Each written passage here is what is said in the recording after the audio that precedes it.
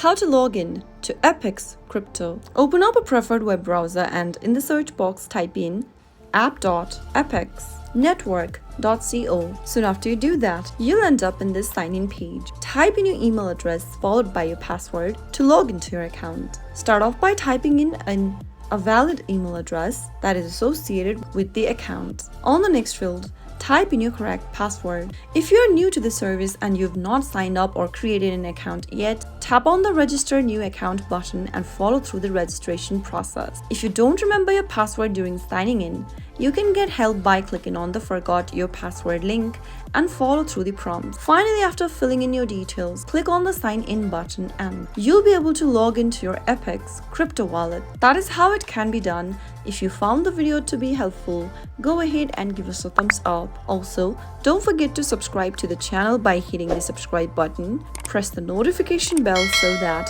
you'll never miss another upcoming upload from us. I'll soon be back with more videos like this. Thanks for watching.